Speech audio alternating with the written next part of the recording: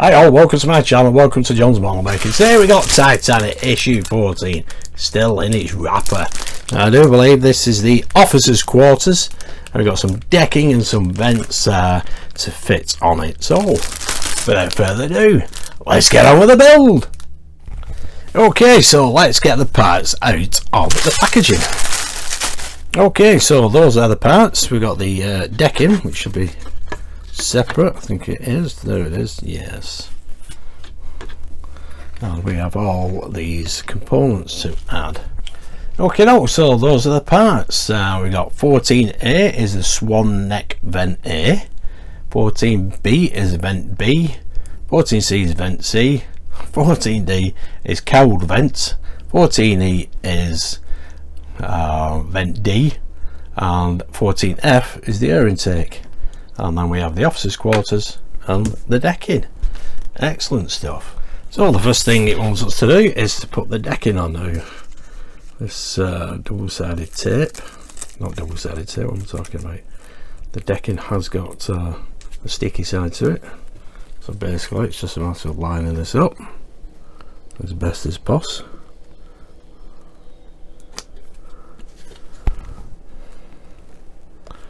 I don't think that's too far off.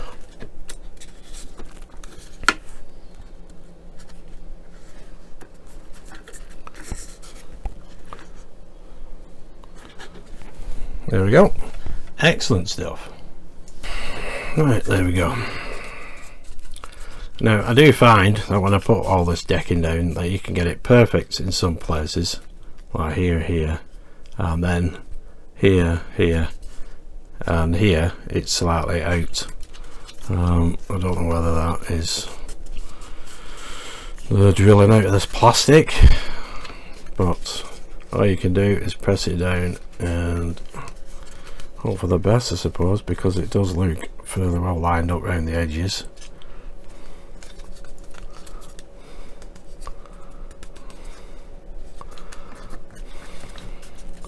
And if you get some of the holes in, especially down here and here, and then it goes out slightly at the top here, I don't think there's a great lot you can do about that. But anyway, that looks fine. So we'll have to leave that as it is. Excellent stuff. Okay, the first one is 14D. This is the cowl vents, and this goes in here. Fits nicely there. Excellent stuff. Then we've got 14E, which is vent D, and that goes let's see, that way there. That clicks in nicely as well. And then we have 14A, which is this one, which goes just here. Yep, nicely into there like that. Brilliant stuff. Then 14C, which goes that way into there. These are a little bit loose, these pegs is a large one and a small one, so you can't really get it the wrong way around. That goes there like that. Excellent. And all that leaves is this little vent, which can go in there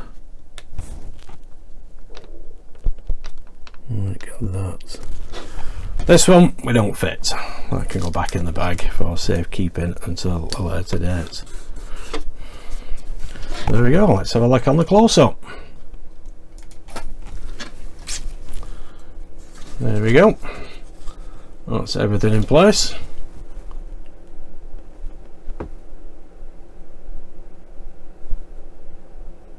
Excellent stuff. Nice bit of detail. Looking grand. So there we go, folks. That is it for issue 14. So let's have a quick look at the magazine and have a look at the stories inside. Okay, let's have a look at the magazine. Here we have, coming in issue 15, the third section of the hull, ventilation duct and lifeboats A and B, and notice no canopies for them. And on page 3, A Date with Destiny, an Italian maid travelling first class. The stories of many of the survivors are recorded for posterity. One featured Albina Bassani, a maid who was travelling first class. There were passengers from all over the world on board Titanic, many of whom were Italians. Besides Gaspar Luigi Gatti, the manager of the a la carte restaurant, who was at times mistaken for a Frenchman. All his waiters were of Italian origin but resident in England. And here we have a picture of some of the survivors of the Titanic disaster on board Carpathia.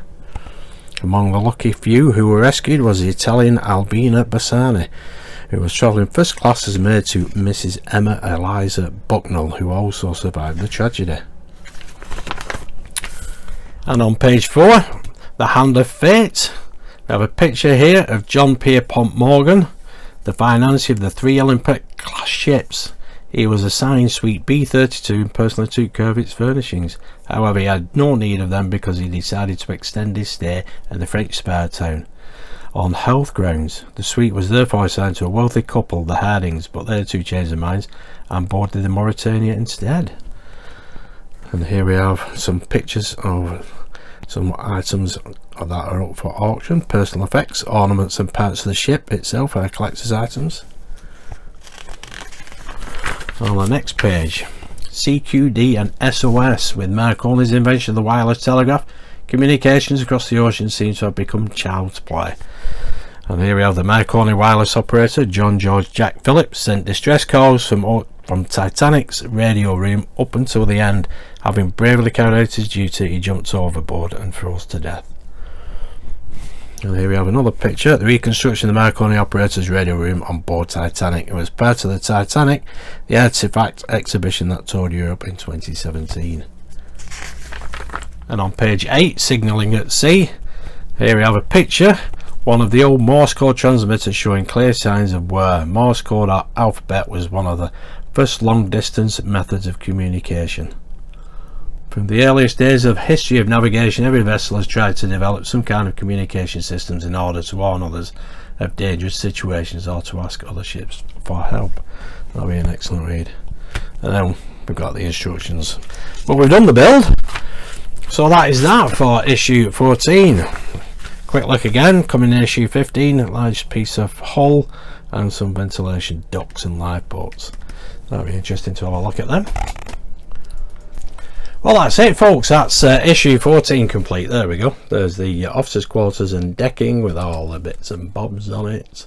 The hulls have lined up pretty well, to be honest. I don't think that's going to cause a problem at all. Looking at that, I'll just show you again on the front camera. There we go. So not too bad. That one's slightly out. They do peel off. These decking, just got to be careful with it. If it's going to split, it'll split down where the planking. There we go, in between the planking, I should say. Well, that looks perfectly alright. Them holes have lined up pretty good. You can see one or two that they look a bit like this one here. Not that one. This one on this side, on the inside there. It looks as though it's slightly out. But you still get all the parts in, just not perfect. And here we have the decking from issue 13. So that's 14, 13, and we have the forecastle. There we go, looking brilliant. That's got a lot more detail on it. Obviously that hatch I bought separately. That is the focal point, so it does need to be perfect for me. I do know the hatches on issue 13, I'm sure they're supposed to be smooth, but there's a lot of detail on them, but they do look brilliant, to be honest. And obviously on this one we put a funnel. Excellent stuff. Well, I really enjoyed that. I hope you did too, and I love reading those magazines. I think they're fantastic, absolutely brilliant. The stories are fantastic. It's pity it's so sad, to be honest, but you know, the history is exceptional. Anyway, if you did like that, give us a big thumbs up, subscribe, hit that notification bell, and I'll see you soon for issue 15. Thanks for watching, bye now and stay safe.